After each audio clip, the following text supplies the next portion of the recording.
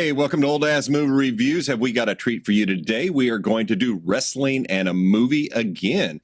But this time, Dave and I have a special guest, Johnny Romano, the pop star, as he's known in the CWF promotions. Welcome, Johnny. Thank you for coming in. And Johnny is sharing his favorite movie with us, Cool Runnings, which we're going to talk to him about and discuss that wonderful gem of a movie. So thanks again for coming on, Johnny. I just have to ask, though, why wrestling? Why do you wrestle? I mean, the same story I've told everybody since I started. I turned on Monday Night Raw in 1993. I'm aging myself a little bit. And I saw Razor Ramon beat 123 Kid, or no, 123 Kid beat Razor Ramon, and he was a smaller guy.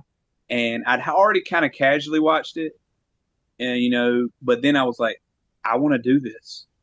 Like this guy at the time. Now I've met 123 Kid or X-Pac, Sean Waltman. Since then, he's still bigger than I am. But at the time, this seemed like, okay, he's smaller. I can do this. I can do this. And I got to meet him years later and tell him, like, hey man, you are the reason I do this. Like, you are. Everybody always would say like a Hulk Hogan, a John Cena, a Macho Man, for whatever era.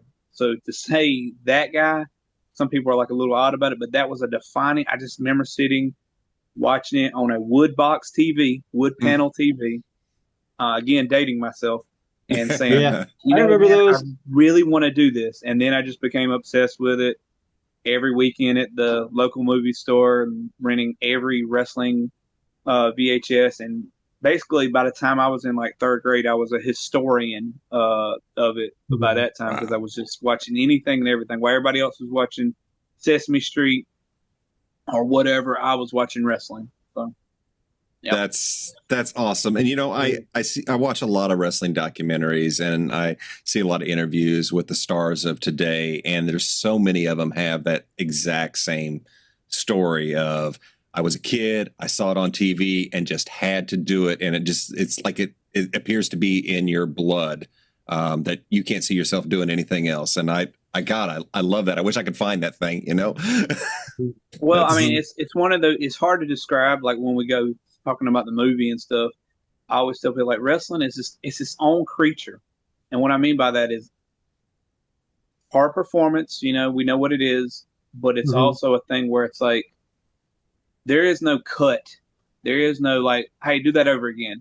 So there's that added improv aspect of things. It's a mix of whose line is it anyway, and UFC. It's everything you love about entertainment. Like listening to y'all talk about it. Like, that's why I want to commend y'all first. I want to say, y'all are the wrestling fans I desire to wrestle in front of, because thank you. When I listen to y'all's, a lot of guys, but these things, they're jaded, and they give off these critiques of what they think this is, that, but y'all are just loving it for what it is. You're entertained. You don't know what's going on, and you're not trying to overthink it. And y'all are like the ones, if I could give a model of like a wrestling fan, y'all would be it, man. Oh, awesome, dude. Wow, well, thanks. That means a lot. We've said it on our podcast. I know I'm being manipulated. Manipulate me. Hold my emotions. Make me feel something. That's what we go to these events for. We go to feel something, and plug from the realities of the day or the week or whatever, and just unwind. And maybe we get to see the good guys win, and that's what I always look for. It's like, I want to see the good guys win, but I know, just like in reality, it's not always going to be that way. So we get the ups and the downs, and throughout the night of the emotions being pulled back and forth, man, it's just, I love it. Acrobatic soap opera is the way I look at it. And I love it. Ballet with violence.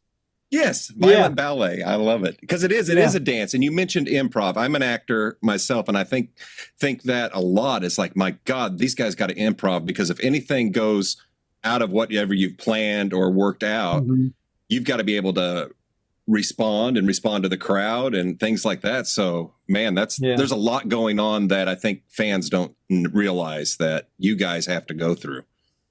All right. I mean, you can have an idea, but everything don't go as you always want it to. Somebody could get hurt, or we call it in the ring. So if there's a situation where it's like, hey, this ain't flying, you just have to think on your feet, and that's a lost art.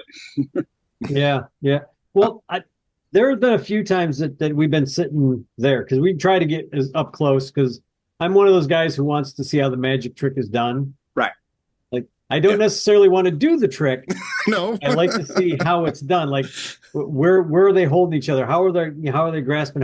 And there's been a few times where I've seen like a move and somebody's fallen and I'm like, man, I think they really got hurt.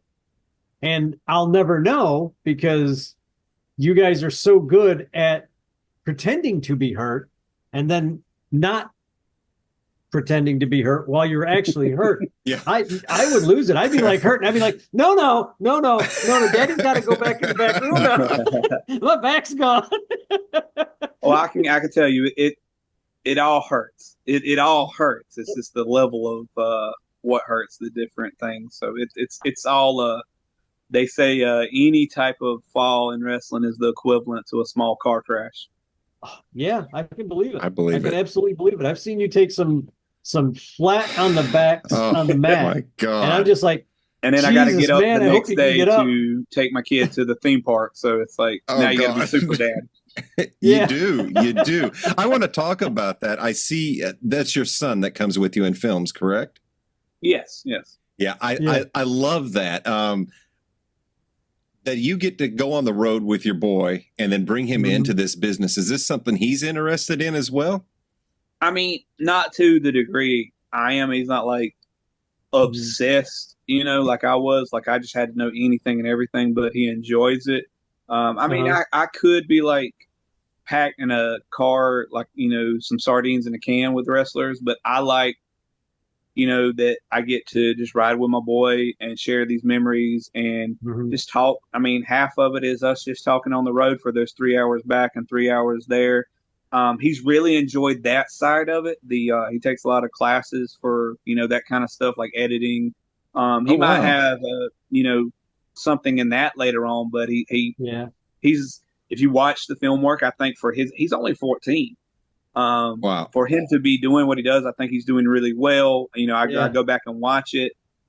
He asked critique from, the boys in the back to make sure he's getting where he needs to be in place for him. And they've took him in, so he goes with me to virtually every show, but, CWF is our, home base. Right. Yeah. So how many, tell me how the independent wrestling scene works.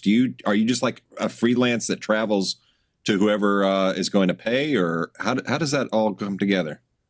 I mean, the best way to think of it is like a stand-up comedian. And I always say stand-up, and that's another example. I think stand-up comedians are the closest form of what we do. Like you have something, you put it out here to an audience and hope it works. And then if it don't, you go back to the drawing board. But I say stand-up comedy because, you try to get bookings. You hit up these little stand-up comedian hits up nightclubs, and he may make early on nothing, just what do they call it? Open mic nights. That's the equivalent of me, in my earlier years, just showing up to a show and not booked, but like, let me help with the chairs. Let me help with the ring. And then they're like, hey, kid, you got your gear? We got a spot for you. And then it kind of snowballs from there. And then once you kind of get your reps in, you just kind of email some people and you put fillers out, and it just depends on how much you want to work. I call myself Superman on the weekend and Clark Kent during the weekday because, I have my 9 to 5. I'm a mental health caseworker by trade. Oh, very cool. Okay. I help people get housing like Section 8 and things like that, that have mental health issues. But, I just take out my time, hit up a couple places. I got a couple regular places, might pop up with a new one. Other people might wrestle a lot more than I do. Some might be 1,000% their living. To me, it's a good side gig, I guess you would say. But yeah, that's it. It's just like a stand-up comedian, or another way that I've heard somebody put it. It's like being a golfer. You invest in these nicest clubs you can get, and all this, and you enter this the contest, and you pay this fee, and you may win X amount of dollars, but then you got to invest it back into the latest thing and all that. So constantly rolling into investing into what you do. So, some do better than others, Right. I got to tell you, watching you guys wrestle, you and Tebow, especially when you guys were tag teaming, Mm-hmm. to see the switchover when the switchover came, that was crazy. I honestly wasn't expecting it. And that's what I love about the wrestling, because I've said it a million times every time Scott and I talk about wrestling. When I was a kid, that's the kind of wrestling that I watched the most. I'm going back to the 70s. You want to talk about being old? I'm a lot older. But I followed this guy called Dick the Bruiser. Right. And he was my guy. He was the bad guy. And my mom would get mad at me, but I was like, but it's Dick the Bruiser. He's really good. And I think he went back and forth a couple of times, good guy, bad guy, but basically he was almost always the bad guy. But it's the brutal. It's not, for me, I've watched the old WWE, WWF, and back in the 80s and early 90s. And this is, the wrestling at the CWF is before that for me. It's the old school 70s style wrestling. You're in the ring, and there's some flamboyance to an extent, but it's a lot of hitting and kicking and biting and throwing it. And I like the entertainment aspect of it, the acting aspect of it, but that's thrown off by the physical aspect of it. And to watch you and Tebow, go head to head, it's like, oh man, I wasn't expecting that. And that really got me right back into like, well, okay, now what are they going to do? You say what me and Tebow, that's the thing without, it's like their phrase is, you can have like whatever's going on, but the bell has to ring. So you can be flamboyant and all that kind of stuff, but the bell's got to ring, right? And you say with, a lot of people have like with my character, the pop star and the 90s guy and the dancing and the 90s phrases and all that. Right. But when the bell rings, it's like I'm still able to deliver, with Tebow with, the Urkel of the squared circle and all that. Right. But he's able to transition that into be like, hey, I can still kick your butt. You know what I mean? Like that's the I forgot who said it. I think it was not Greg Valentine. I think it was Greg Valentine, or it might have been his father. Said, I can't make you believe in wrestling, but I can make you believe in me. Right. So yeah, that's perfect. And that's great. And I love that you're able to do that. There's no question that when you guys are doing it, it's like when you see the winner win and the loser lose, you're like, yes, of course that's how it was going to go. Mm-hmm. The whole time you're like, who's going to win, who's going to lose? But when it comes out, you're like, oh, of course that's how it was going to end. You can see that. You can see it. And that's what I love about the CWF. I don't go into too many other things. There's a few more that I want to look at, smaller scales. Mm-hmm. I think there's one called Kraken. I'm not very familiar with it, but I've heard about it. I want to look at that. But I love what you guys do especially on a local level. Like you guys are being sponsored by Crunch now. Right. Crunch Fitness. Yeah, Crunch Gym. I've seen you guys doing some stuff for local what was it? There was I want to say a women's shelter. Is that right? Was it the women's shelter or something like that a few months ago? Yeah, there was something. I'm sorry, I don't remember. I'm an old man. All right, I'm an old man. No, CWF does a lot of great things. We had and I'm forgetting his name, but the kid who had got shot in his home. He would come to CWF shows years ago. We did 2 shows specifically for him.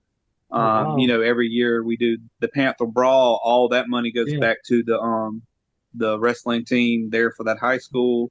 CWF is a great place, man. I'm 3.5 hours away, but that's my home. That's my home fed. I live and breathe by those guys because I was there, pre-pandemic, and I've grown with them and tried to help them grow. And so, they do great things, man. The owner is that's cool. Real good guy, and he's trying to put it into the community. And man, it's a great place. It's just great. I want to let you know. I mean, you were talking about us being fans, and that you wish we were, more people. All right. But to watch how you guys deal with the fans when you walk around and talk to them. That's what I love about you. That's what I love about Tebow. That's what I love about Chris Mason. When you guys are out of the ring and walking around and talking to people, that just brings, for me, a huge smile on my face. You even see Dream Girl Ellie walking around with all the kids, and it's like that you can't beat that with a stick. That to me is just one of the coolest things. You're as a creating fan. these core memories. These are things like Yeah, when I yeah. was a kid, I Yeah. didn't know about independent wrestling. On Mhm. this, I knew of. I mean, I'd had the magazines, but I just didn't understand how it worked. There was no wrestling around. But the idea that was another thing I was going to say is like there's a documentary. I forgot what it's called. Untold Story of Pro Wrestling. Highly recommend it, guys. Okay. And the guy talks about what's different about wrestling than any other art form. When you meet Ric Flair, you're meeting Ric Flair. Right. But when you meet Brad Pitt, you're meeting Brad Pitt. You're not meeting the character he played in Seven. Great point. It's they're one and the same. And that's what is great about this business is that's that realism is like, okay, this is the real person. I'm meeting that actual person. I'm not meeting an actor. I'm not meeting a character. Mm-hmm. It is and it isn't. Right. And that's the weird difference on it. It's just this Right. own unique form of entertainment that you can't get anywhere else. That's accurate. I love that. Now, speaking of entertainment, that brings me to one of my favorite things. That this is what I noticed at my first CWF show. Britney Spears music hits. You, Johnny Romano, come out, and I'm like, who in the hell is this guy?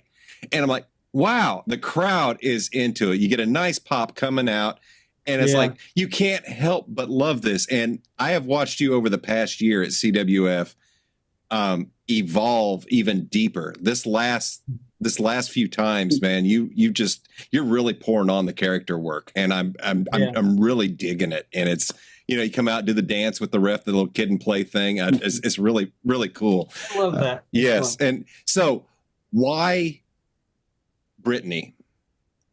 How did that come about? So I've used like Spice Girls and I've used New Kids on the Block and all that. Oh, no. Okay. And I think about everything has a reasoning behind what I do. Chris Jericho used to say when he would do something that was very niche, like only a few people would know about it, he's like, yeah, but those 6 people that, know that reference, they pop for it. So like you got the Kid and Play reference. Right. The Gen Z kids, they're not going to get that, but you're going to go, I know what he's doing. I know what the first time I saw it, I was like, oh my God. Right. And I'm not doing it well. Somebody was saying like, hey man, why don't you learn to take some dance classes? I was like, I would ruin the gimmick then. Yeah. By learning to dance, I'd ruin the gimmick. And so I just trialed and error, and I thought about us being in a TikTok world and everything has to be instant. Yeah. If you notice, the song is only about 3 or 4. It's about 15 seconds of her greatest hits. It's not one song. It's a compilation, and it just so you're going like you're singing that one song, and you go to that next song, and it sticks with you. It's good. I learned from Glacier. Ray Lloyd, famous wrestler from WCW. He told me, all you have to do is 2 words: be memorable. Well, I mean, you're going to remember the Britney Spears guy, right? Always. Just going to, whether you remember my name, hopefully you do, but whether you remember the name, you're going to say, oh man, I remember that. You're not, there's another phrase, it's like, they're not going to remember what you say. They're not going to remember what you do. They're going to remember how they made you feel. So if you feel something, I can't make that up. That's a natural thing, and you're going to remember that, and that's where I'm creating core memories. So I may not have, I can't be the other guys on the card. Everybody. I'm not the Stone Cold. I'm not the John Cena. I'm not that type of wrestler. I can wrestle. I've trained with the very best in the world, but with the character, at least that separates me from the other people on the card to where you're like, okay, this is a totally, like if we're 4 matches in, and you've done seen, 6 other wrestlers, I want you to remember who I am by the end of the night. If I'm the opening match and you get to the end of the match, I want you to drive home and remember that Britney Spears guy. So it just started. And I ain't gonna lie, I mean, they always say the best gimmicks are ones that are your personality just turned up. Man, dude, when I'm like in my car, asked Donnie, he's rode with me to shows before. It's Brittany, it's New Kids, it's Backstreet Boys. This is who I am. I enjoy it. I mean, I listen to all types of music, but it came from a real place. And I've had enough people come to me and say, "Hey, man, I just appreciate your character, and it makes me feel okay being me." Those kind of things are amazing. I've had people say, "Hey, man, you're helping me. You helped me get through something." Oh man, not to share too much on their, my fans who've told me stuff, but that's amazing that you can be who you want to be, and you can still, kick ass. You can still be this great wrestler, and not have to follow this certain mold. And that was all part of it too, is breaking a mold of like, I'm tough guy wrestler. Right. Okay. Seeing it all over again. So that's all it is. It's just me figuring out things. It was trial and error, man. And it was trying to, everybody wanted me to like, no, man, you got to be harder. So I was using punk versions of Britney Spears or Spice Girls. And I just didn't. You weren't feeling it. I know. And the crowd gets it, and when you condition the crowd to where they hear that part, they hear Britney, and they're already reacting, you're doing something right. Yeah, before you even come out. Right, exactly. As soon as that first chord strikes, everybody's going crazy, and I love that. And that's a good effect, and that brings a lot to you. I mean, that tells a lot about you, right? With that reaction, because I see a lot of the same faces in the crowd when we go. So it's like y'all got a fan base, and I love that. And it's a hardcore fan base in some cases. Yes. Probably even more hardcore than me and Scott. And I just love watching what you guys do. So thanks. Yeah. I don't know what else to say. And to piggyback on what you said, Johnny, about the character or whatever, when an actor or anybody is just committed, when you fully believe who you are or who you're portraying, we see that. We believe it. We see it. We don't see Johnny Romano. We see the pop star come out and the music hits, and it's because you believe it, we believe it, I guess is what I'm trying to say. And that's right.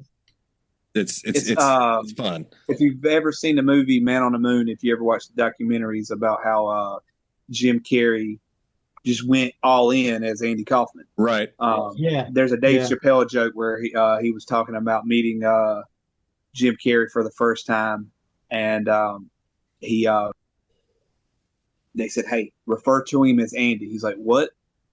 They was like, "No, he's Andy." It's that, once you're there, it's like, I'm not the mental health caseworker. Once I pack up my gear and I hit the road, I'm the pop star. Like I believe it. If I don't believe in watch enough documentaries on wrestling, you see guys that they were saddled with a gimmick that they're like, they were happy, they're on TV, they're getting paid, but if they don't believe it, you see that, and that's why it fails most times. You can't be something. It has to be a small part of you to some degree. It does. It does. And that allows you to anchor it to yourself and to just commit, and that's cool. So Dave and I are always at the live show, so we don't hear a lot of commentary. But recently, we ended up having to watch the Crestview show on YouTube, and I got to hear the commentary and watching replays. I can't believe all this time I didn't know that was the Britney Spear. All right, let me correct you. Okay, I told Donnie this. Okay, it's Donnie. it's right, but it's her possession. It's Britney's spear. Britney Spear, got it. Britney Spear. Yeah, it's Britney's spear. That's perfect. Okay, that actually makes more sense. I like that. Yeah, that's very specific. There we go. Right. Well, I mean, I try to tell Donnie the names of my stuff because all my stuff is 90s based. Like, I used to, and I still pull it out, that little swinging leg sweep thing I do. I call it Boy Meets World. Ah, perfect. The person is hitting the mat, so Boy Meets World. And it fits with my character for, Oh, that's awesome, dude. That's awesome. So What are your plans with wrestling? Is this something you plan on doing till you can't do anymore? Or are you trying to go elevate higher, or what's Johnny Romano's plan?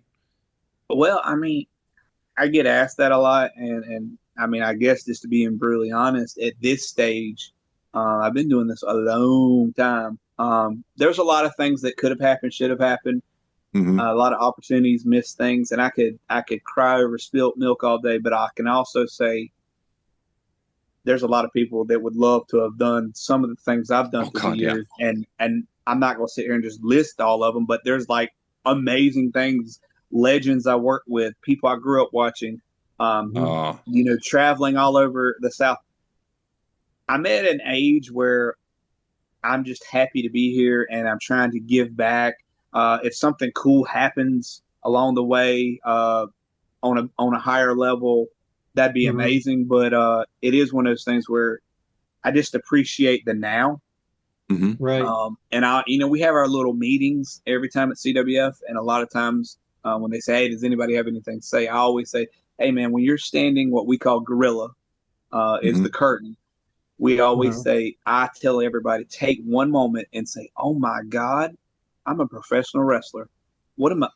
This is insane."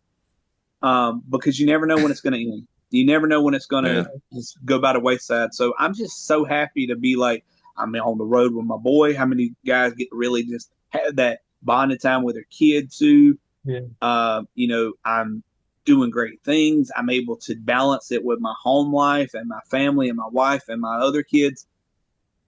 I don't know, man. I mean, would I love for something bigger? And I mean, I look back on my younger self and different things I should have done, and A equals B equals C, but I can't harp on that part. I can just say, I'm just glad to be here. I'm glad to be at the party. I'm just glad to be invited. Man, it sounds like you got a good way of looking at it. Like you have a life philosophy and you're living it, and there's not too many people that can do that. And I think that's great. I got you got the right attitude on it. In my head, I can hear Matthew McConaughey saying it, like, all right. You're just having a good time, man, I mean, I'm a professional. I work hard at my craft.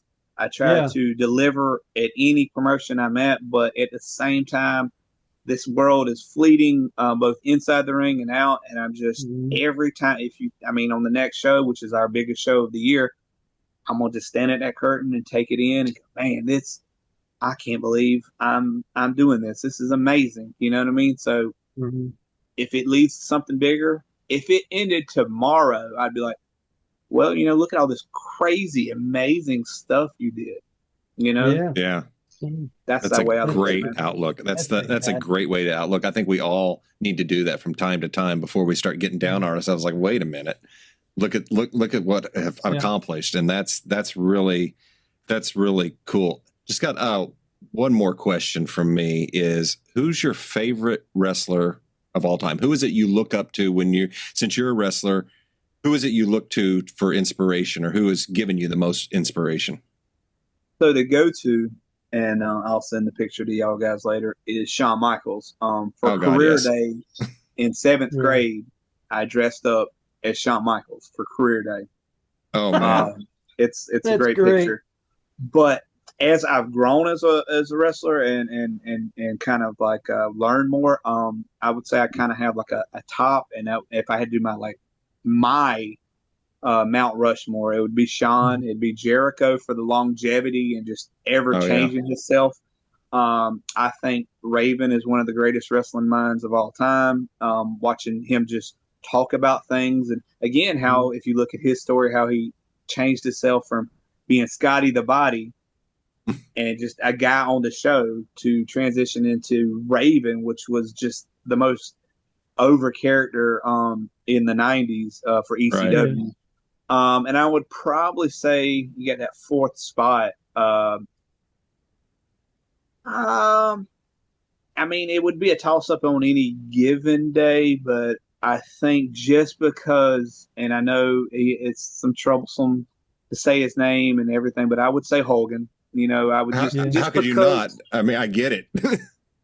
I mean, I'm not, and you know, that's the thing is, and that's what I said I like about you guys. You're not looking at it going, hey, you don't have these 5-star ratings. You like what you like, and you know, you say that as a kid, I was, you know, tearing up my white T-shirts, getting in trouble with my mom, you know, ripping them up. Yeah. I was trying to be Mr. Perfect, spitting out my gum and swatting it away, you know, but forgot about that. Holy crap. I enjoyed that part more than I'm like, oh man, this is a great wrestling match. Now I've appreciated it later on.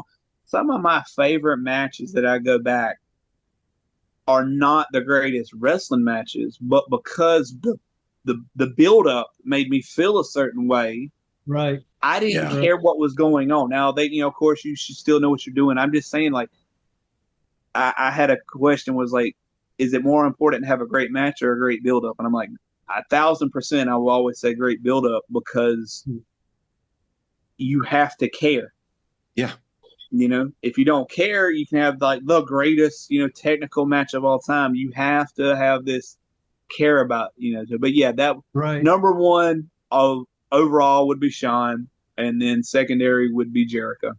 Yeah. Right. Yeah. I was gonna mention, you know, I grew up in the 70s and 80s, and I stopped watching wrestling in the like probably 91, 92 when I went to a house show, and then I just for some reason never continued until about a year and a half ago when a guy at work got me into it. But when I look back, my childhood is shaped by Hulk Hogan, Macho Man, Randy Savage, all those characters from that time. Roddy Piper, of course, Piper's Pit. God bless him. Yeah. But so you don't have wrestling where we have it today without these characters, regardless of what they have done in their past. So, and that respect aspect, yes. What do they say? Respect the art, not the artist. You know, like what they brought to the table. So. Yeah, be careful of meeting your heroes, as they say. You know, so we could go in a whole thing on that, but we'll leave that one. We'll leave that one. Absolutely. Dave, you have any more questions for Johnny? If there's a train going south, we're not doing that. No math question. I'm sorry, Johnny. I don't math either. Assignment. No, I'm good. The answer is C. Yeah. Damn, he's a genius. Right. Says right here. The boy's a genius. All right. Well, I'm ready to talk about the movie, and I think Johnny is. He's probably tired of talking about himself. I mean, I don't mind. I've been enjoying it. These are all the questions that I wanted to ask, so I'm glad you asked them. So talking about enjoying, I hadn't seen this movie or don't remember seeing it. My wife insists that we have, and I just don't remember it. But I'm watching this movie. I really enjoyed it, and I believe I know why Johnny loves it so much. So we're going to talk about Cool Runnings. What year did that come out? Does 93? Anybody? I think it was 93. I think you're right. 93, starring John Candy. This is the true story of the Jamaican bobsled team. What a premise. What a premise. I know why I like this movie, but I want to hear why this is your favorite movie, Johnny. What is it? Tell us about this, how it gets you going, man.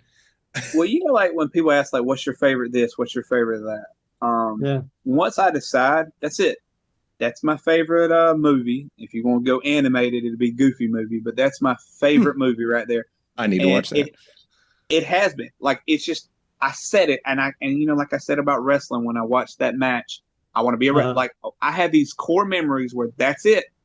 And I can just remember renting that movie and being like, this is my favorite movie of all time, and it will be. And I was like, I rented it, the VHS in 93, and this is my favorite. It just was. Like, so if anybody asked me, you know how you go, let me think about it. Like you said, hey, what's your favorite song? I have my favorite song. Like, I got it. Once it's there, and it's just there. Like, and I watched this for my birthday, which is New Year's Day. That's like a tradition for me. Which I was glad to pick this because it gave me a reason to rewatch it in the middle of the year. There you go. Nice. When I watch it with my wife, she's like, "Are you going to just mouth the words the whole time?" That's how much I've watched this. This is no lie. I've probably watched this movie more than a Star Wars fan has watched a Star Wars movie. Right. I can put it on. It's my comfort. It just feels good. John Candy is amazing in it. Yes. I find very serendipity that I picked it.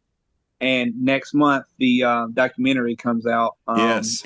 So I was like, wow, that's kind of tags along to everything. But just every scene is like, it's funny when it needs to be funny. It's emotional when it needs to be emotional. And by God, every time at the end, I'm in tears. Yes. So let me There's set up I'm sorry, go ahead, Dave. I was just going to say, there's nothing extraneous in this movie. No. Yeah, the writing, the editing, the acting, nobody went too far over the top on anything. No, it was like so these well actors done. could have very easily went very cartoonish, and they didn't. They kept it very real, especially like there's a part of the movie where they're the one guy's comparing themselves to the Swiss team. And who is it? Dougie Fresh. Yeah, Dougie. Dougie Doug. Dougie Doug. Dougie Doug. Yeah. Dougie Doug. He has to tell his friend, well, we're not Swiss. Yeah. We're Jamaican. I know where I'm from. You know where you're from. Well, and the guy has to think about it like, oh, I was competing with other people. Should have been competing with myself. And, with you guys, we should have just been. And it was just that moment really, I don't want to say it fixed a lot of things in my own head, but I've heard conversations for years that were like that never clicked. That conversation with his friend clicked really hard with me. And I was like, oh, yeah, that's... And you know what's great about that scene when you say that? If you would have picked anybody else to give that monologue, it wouldn't have worked. The fact that he was the cartoony one of the bunch and just brung it right back and went serious with it. That's, and by the way, to just tie in more of me loving the movie, not to interrupt, my dog is named Tallulah. No kidding. Yeah. That's I'm telling you. That's wonderful. Yeah. Well, this is what endeared this movie to me. I mean, it's cool that it's a true story. It is an underdog story. It's a fish out of water. It's like Jamaican bobsled. Right. Absolutely ridiculous. Of course, people are going to look. But what is at the core is 4 guys, 5 if you count John Candy, who just had a dream of being in the Olympics, and they all take an arc. I absolutely love it. And you're talking about Doris, who had to be reminded that he's Jamaican, not Swiss, and come back to his roots. And it is funny that it comes from Sanka, who throughout the movie is pretty much, and he's one of those that could have been way over the top, but man, he held that performance right under that annoying edge, and it was perfect. It was absolutely perfect on that. But then you have Yul Brynner, who is very much a loner, doesn't think he needs friends, but he sees that he can trust and be loved as well.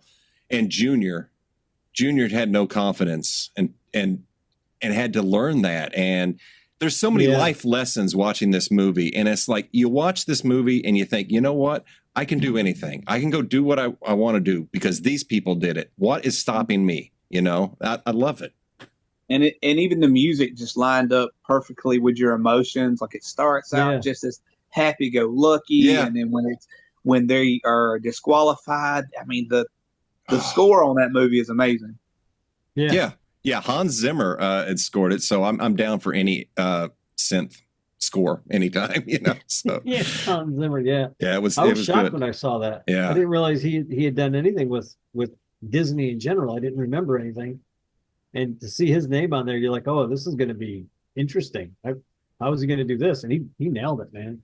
He absolutely nailed it. Yeah, it's and you're right. Everything came together perfectly in this movie. But this movie, it gets you when I was so upset when they crashed. And it was like, oh man, because you're really, by the time we get to the climax of this movie, you're really pulling for these guys. You can't help but really, and just seeing the crowd, seeing how the crowd turned. I mean, the commentators were downright nasty. On their first they were runs. Really like that too. Yeah, I vaguely remember that Olympics, and I remember when they were coming, and everybody's like, they don't stand a chance. They were and then a all joke. Of a sudden, they started actually qualifying for stuff, and they were like, oh wait, these guys These guys came here to do They something. came to kick ass, and they did. Yeah. And that's they put the world on notice. Hey, and that, God, what a great story. What a great story. Yeah. Yeah. Well, it goes back to when you were asking me, like, what are my plans in wrestling? It's like that. It's where you got to finish the race. They made it. It wasn't about, hey, I got to get a gold medal. Yes, it was So when you finish ask the me race. about my wrestling, it's like, it's not about a set destination. It's about, like, I'm here. I'm part of Right. this. I'm part of the clique I wanted to be. They're there. They're, like I said, like that I is, love that to me, answer. it just goes around to everything I believe in. Like, just, it's not about a set destination. It wasn't about gold medals. It was about saying, I want to prove myself, and they did. Right. They did in so many ways, and I felt bad for Junior. He was so afraid of his dad, and I couldn't believe it. He sells his car and brings the money. It's like, oh my God, this kid's got some guts, and he didn't even realize it. What he pulled off there.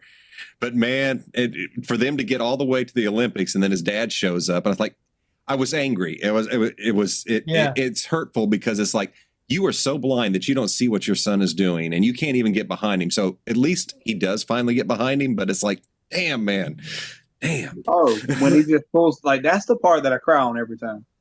They're going up the hill, and he just opens it up, and he's got you like, my son every time he's like, Dad's crying again. Yeah. Is it that scene? Yeah. Oh yeah. They know by heart. They're just some haters. It's just, it pulls, and I let it go. Like, I've seen it a million times. I could not, but if I let it go. I want to feel it. I want to feel the moment of the movie, even though I can quote that movie. It still line works for line to the credits. It's just that scene. I would put it up as one of the best ending scenes of any movie. Like, it'd be right there at top tier to me. Yeah. Kat, my wife Kat and I were talking about that last night, and she reckoned it as a Rocky finish. Yes. She said it wasn't about winning the gold; it was about finishing. And it was about getting across that line. They all got that thing up on their line. You're right. It's like I got a little tear in my eye. I'm like, I'm not gonna cry. And I was like, no, I'm gonna cry. Give me my damn Kleenex. Yeah. But it's a good moment. I mean, everybody's standing there staring at them, wondering if they're gonna live or die. Like, has anybody died in that crash? Because it was a bad crash. Right. And they're all getting up and putting the thing on their shoulder and walking. It's like, how do you not applaud that? How do you not get behind that? I don't care who you are. And when the German comes over and shakes the guy's hand, it's like, holy crap. And each one of them had their great scene to themselves. John Candy coming into the office to tell them, yes, don't take it out on my guys. You're like, yes, and then you got my favorite scene of the whole movie. I see pride, I see power, I see a badass mother who don't take no crap off of nobody. Say it again. Yeah. Like, I got my kids know that. Like, if I go around, I say it, they'll finish it. That's a great scene. That's good words, man. Every person has their own definitive scene. Sanka with saying, "Hey, I damn sure better be Jamaican." You know what I mean? Like, he's got that one. You got Darius talking to God, what's John Candy's character? Blitzer. Yeah, Blitzer. He's talking to him about, hey man, why did you cheat? Everybody has this, and you know what's great? It's a movie doesn't have to be 3 hours, right? No, they told that story in what is that movie? Like an hour 40? I think. Yeah, like 137, something like that. Yeah, very close. And it breezes by, but you are emotionally connected with every single character, and you didn't have to have this 3 hour thing about trying to say, could they? Probably, but it just hit every emotional chord. And I own it on Laserdisc. That's how much I love that movie. Nice. Nice. That is awesome. I still have VHS tapes, so. Oh, I got hundreds, man. I'm very pro physical media in today's society, because stuff gets erased, stuff gets altered, and whether it's PC or not, I think things should stay in their original format of how they were Agree, originally 100%. Thank you. I agree with that. and you can 100%. learn from it. If there's something in there that's outdated, Mm-hmm. Absolutely. don't change it. Leave it, to say, oh man, this was a different time, da da da da. Yeah. But I'm very big, like with wrestling. I collect wrestling VHSs because a lot of stuff through WWE is altered. So I have probably a dozen VCRs, just this backup VCRs. Yeah. I love it. Just in case. I got at least 3, and they can all hook up to a burner that I have, or I can get it into my system, my computer, if I need to where I can, if I find a VHS that I know there's no DVD for, I'm gonna buy that VHS and hope that it's a good copy. I've got the laser display. displayer I as feel well. like watching it though, like I'll watch it on VHS because it brings you back to that moment of like the sound of it rewinding and playing, and just it all creates this warm security blanket of a memory, Yeah, absolutely. Yeah, right. Yeah, I remember Be Kind Rewind signs. Yeah. Oh yeah. Those video stores. You got charged like 50 cents if you didn't. Right. Yeah. Right. Yeah. So yeah, this is a great movie. I really enjoyed it. The acting is great. The music is good. I felt good after watching this. This is what I like about going to a wrestling show. Unless it's an all heel turn night, I have a really good time. But if everybody goes heel that night, I still have an entertaining time. I might be pissed off, but I still have a lot of fun, So but you're gonna have fun. This movie, God, it's just nothing but fun and joy, and it really makes you feel good. And I like movies like that. And it goes back to that. So where I said it's like you just got to be memorable. You got to make them like it's how you make how you make them feel. Exactly. Right. That's how I guess to tie it back to wrestling. That's my thing. Is like I want you to feel something. Whether I'm a good guy or a bad guy. If I'm a bad guy, I want you to be able to get this out. If I'm a good guy, I want you to be able to cheer me or boo me. That movie makes me feel all those emotions. You're at that part where, hey, Jamaican, or what Jamaican, or what? Oh man, punch him in the face. And then by the end, he's clapping for him. You go, okay. Well, they're but you went through this whole level of emotions in an hour and a half. Yeah, and it never gets old to me. Like, and when you ask somebody what's your favorite movie, you got to ask yourself, could I watch this movie every day of my life? That's how I know that's my favorite movie. I can literally come home and say, hey, it's been 38 days straight. You want to watch Cool Runnings? I'm like, yeah, bet. Oh, that's great. I got movies like that. Yeah. I'll pop stuff in, or I'll be on YouTube and I'll have a list of like 3 or 4 movies, like 3 or 4 Charlie Chan movies. Hit them, turn them on, watch them in the background. They're, like you said, maybe not politically correct, but the stories are good. The characters are good. The development is good. And there was a couple of those that I was completely wrong on who the murderer was.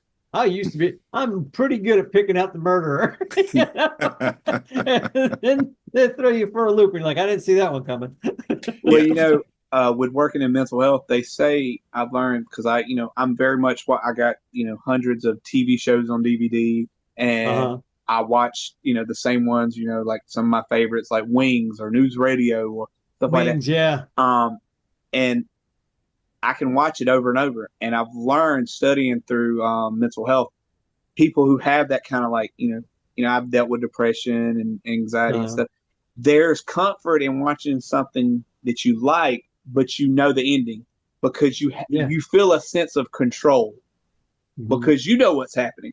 So when my wife is mad at me, then I'm like mouthing that with my lip, quoting the lines. It's like, well, it's because it's bringing me comfort because I know what's about to come up next, and I enjoy this. So there's something to why we have our favorite movies is because we have a sense of control, Yeah.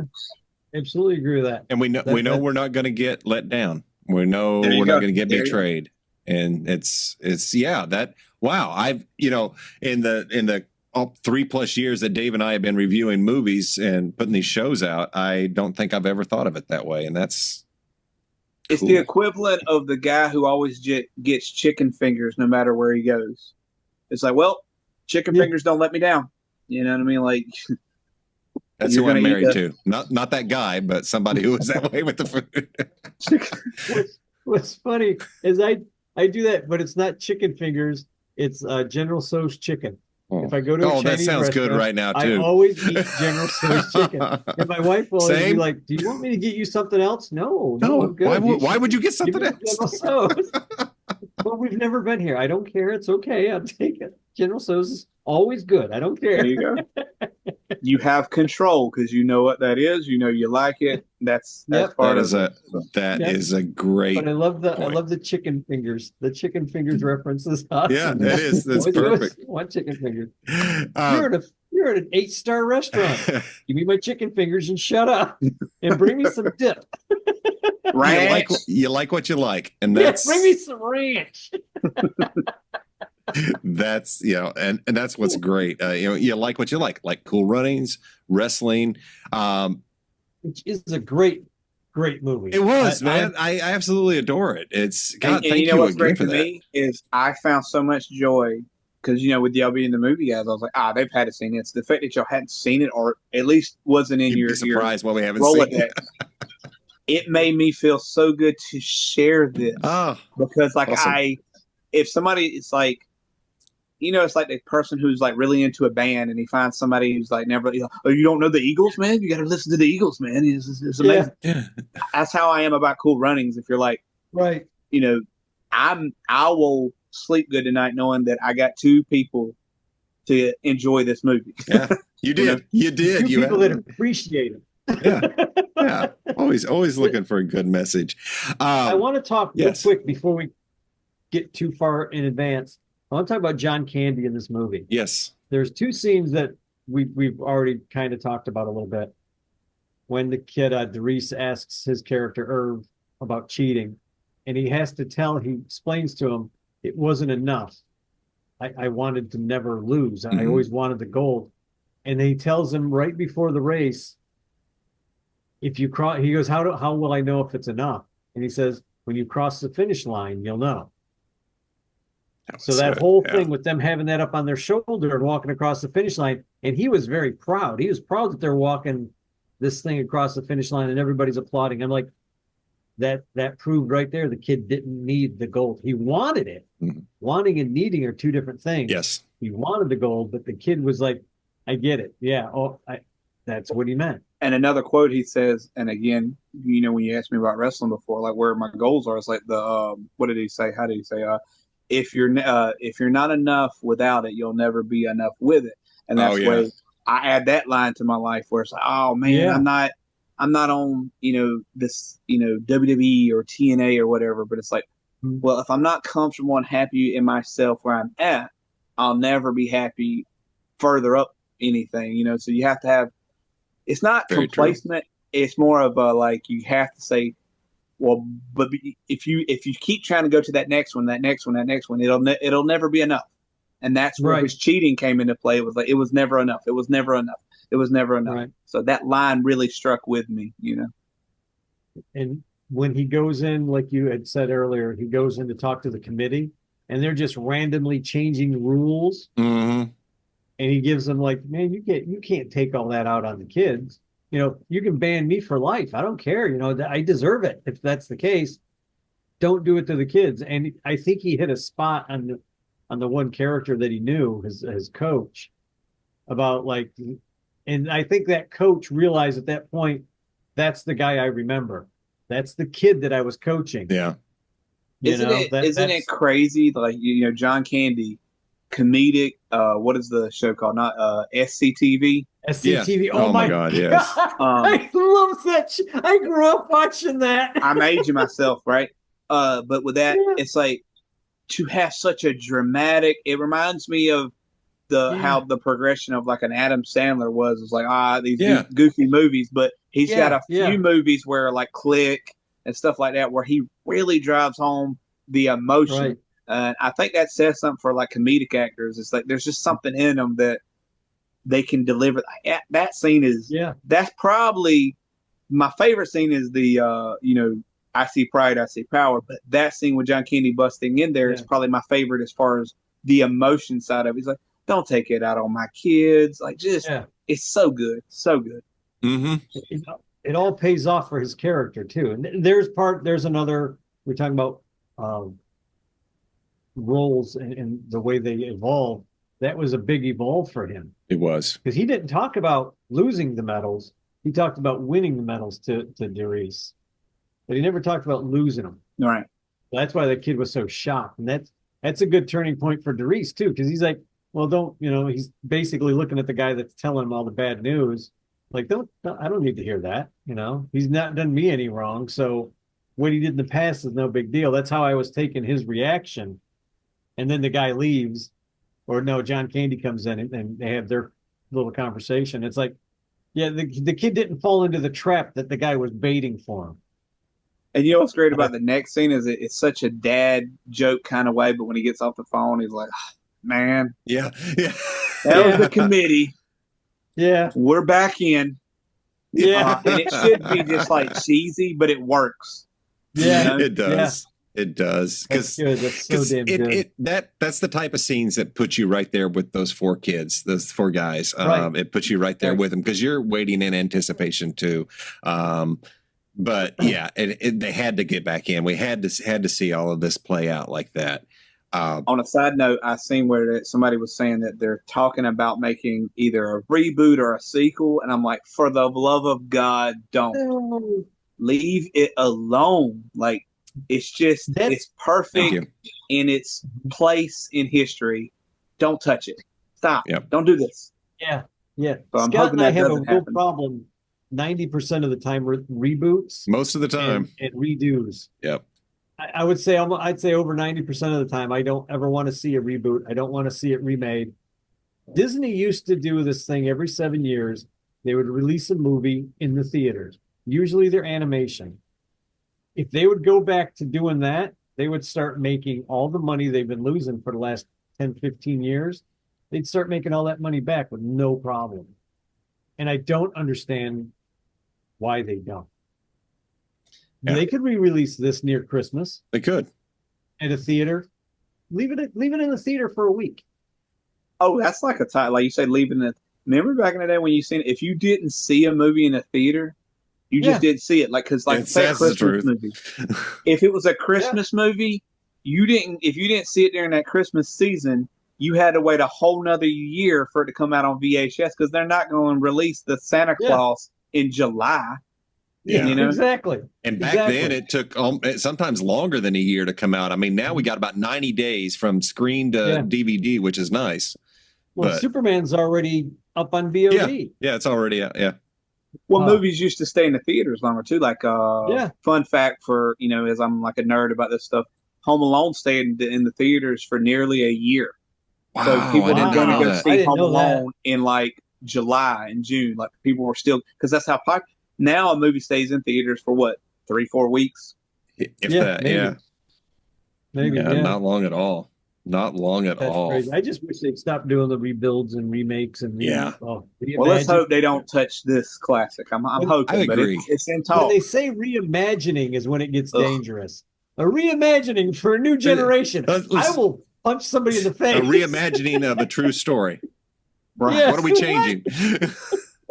So there's a lot of stuff, and you can do, and trust me, I've done deep dives about this movie. Like a lot of that stuff was, heavily exaggerated. Like there was never any beef with the Swiss team at all. They actually highly, but you had to have that, as we call the heel. You had to have this villainous side of it. But they never had a problem, and it wasn't as hyped up as it was. But regardless of all that, the story and everything in it was still amazing, Yeah, and we know that they're going to take liberties, and it does tie into wrestling because you've got to do something to evoke emotion. You've got to have a clear good guy, bad guy dynamic there, and by making the Swiss team that way, you've satisfied that, and you pull the audience along. And you can be a purist and get upset over it, or you can say, "Hey, I enjoyed that, and it made me feel something." So it's Right. Well, it's like the Queen of the Ring, we looked into a little bit of her life and how interesting she was as as a person. They left some stuff out. They added some stuff. They made character, and it was like that was a really good movie though. And I mean, the same with what is the Von Erich movie? I haven't watched that yet. Iron Claw. They left out two brothers altogether. Yeah. How do you do that with the Von Erichs? But do you know why? Because it was so tragic. Because the director literally said, "I can't put two more deaths in this thing." You know what? I forgot, because every brother went out and killed themselves, and it's like, my God, just one right after the other. That is such a tragic story with the Von Erichs. That makes I'd have changed that too. Yeah, they just left that out altogether as if they didn't exist. I don't know if they acknowledged it, kinda, but they just said the number of brothers, but they never acknowledged those two passing away, because it got to the point where the director said, "How can I pull you back to leave with some happiness by the end of it?" Yeah. So it's hard. It's hard, because I've seen a documentary on the family, and it's heartbreaking. And I highly recommend that. It's still a really good movie. And again, I'll definitely check it out. You can't go in as, like you said, as a purist, especially us wrestling purists. We begin to become snobs when we see stuff made from what we feel like this is our thing. This is my little thing. Like, leave it alone. Don't touch it. But the movie was really well done. And even the what's the surviving Von Erich? Kevin, I think, has said like he liked it. Was there some things that he felt but overall he was okay with the project. So you can't be like that curious about it. If you can enjoy it, it's like trying to analyze wrestling when y'all go to these shows to a point of like, are you there? Are you analyzing it to the point that you're not enjoying it? Then why are you there? Well, exactly. And that's why I always try to step back when I am trying to see the moves, the wrestling moves and the holds and like, I want to know how the trick is done, knowing full well that somebody could get really, really badly hurt, but not wanting to let that distract me too much from the fun that I'm having. Because like you said, you can start overanalyzing. And sometimes I got to step back and go, I'm overthinking this. This is just, these guys are just two guys in a ring beating the hell out of each other. And Giving us a show. For lack of a better term, I have to simplify it that way sometimes, because I start thinking, oh man, the old man in me starts coming out. Let me put it that way. Like, oh my God, he's going to get hurt. Oh my God, somebody get him a towel. Oy vey. Oh, trust me, when there's like, you're taking a suplex off the top, there's moments where you go, like, I've had dog collar matches, ladder matches, Jesus, first blood matches. The dog collar match was like one of those epiphany ones where I'm not the biggest guy in this business, and I'm having the referees putting the dog collar on me, chaining it up to this other guy who's like 280. Oh, good God. And when it's on him and she's coming back to me to put it on, the referee, I had that moment of like, what am I doing with my life? Like, it's a clarity moment that I'm like, what? Like, it's very waking up from a dream or something, and you're like, what am I doing? There's a chain. This is a real chain, and we're going to hit each other, and there's no way to really fool this, or like, I'm not going to really. No, you're hitting each other with this. You're chained to an adult male by a dog collar, and y'all are about to hit each other with it. And I'll never forget it. I was just in there going, what am I doing? That's the beginning of a movie. Oh, yeah, like, how did I get here? You know that, right? That's the beginning of the movie. I bet you're wondering how I got here. So am I. But then again, I wrestled the match, and that was years ago, and I haven't stopped. Terry Funk used to say, like, why do you wrestle? He's like, I guess I'm just too dumb to do anything else. And I couldn't. The day it comes to where I have to hang it up, I mean, I'm probably going to need some therapy, because this is my therapy. This is my form. Being out there with performing for y'all guys, and then being with other like-minded people in this locker room. I mean, the locker room of a wrestling show is like the bar scene at Star Wars. It's just a collective. You got me over there with Britney Spears shirts, and then you got somebody else over here painting their face. And you got somebody over here with spikes, and you're just like, wow, only in wrestling, So That's so That's awesome. fantastic. That- I love that. That is. And there's our Star Wars reference. Yes, I think absolutely. I've already hit two. We haven't had Star Wars reference in a long time, so Johnny just brought that back. Almost every episode used to have a Star Wars reference, and well, Yeah. we are back. Johnny, He may have hit a Star Wars reference a couple of times this time around. is there anything you want to promote or discuss or talk about what's coming up with you wrestling for our listeners to check out? Well, I mean, I'm a little bit everywhere, but of course, you know, I want to promote, you know, my home fed with CWF. You know, got Proving Ground coming up. I don't know what it's in store for me. I'm sure I'm going to get my revenge on our boy Tebow. But you got some amazing matches coming up, man. You got a tables match. You got a ladders match. You got a bull rope match. I mean, right there. And then you just got the other stuff going on. Like those three matches alone are worth the price of admission because I know these guys. I watch the matches, and if I'm entertained by it and I'm liking it as just a wrestler behind the curtain, I'm telling you, you don't, you know. And this is what we like to call our WrestleMania show. This is like our big show. You know, we hope we have a great turnout. You know, it's one of those shows where I think we're going to surprise people. This is that show that we have where it concludes everything you've seen over the last 12 months. And it's again, like we're saying with the movie, like you're going to see resolution to some things. You're going to see the beginning of new things. But you know, that along with a bull, like if you told somebody that wasn't a wrestling fan, hey man, come to this thing with me, and they're like, I don't know, like, bro, they're going to be a bull rope match, a ladders match, and a tables match. You'd be like, you know what? Let me check that. Even if they had no idea, just that concept of those three matches, and then when they get there, I will put CWF on par with your higher level, like with production value. When you come home and y'all have watched the video, like it's really well done. It's not just some indie show.